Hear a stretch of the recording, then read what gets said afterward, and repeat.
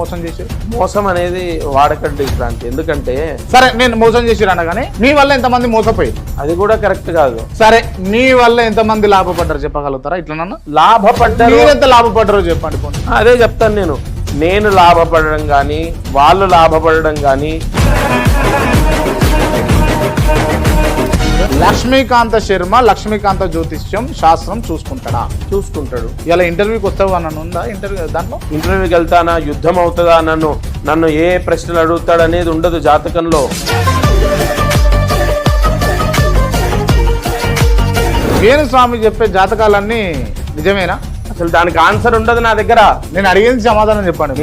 మీరు ప్రశ్న వేయట్లే, గొడవలు పెడుతున్నారు.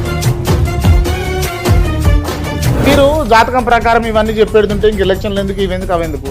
ఎలక్షన్లో కోడ్ ఒకటి పెట్టుకొని అదే రోజు ముఖ్యమంత్రిని డిక్లేర్ చేసుకుంటూ అయిపోతుంది కదా. ఇప్పుడు ఎలక్షన్ డేట్ వస్తుంది,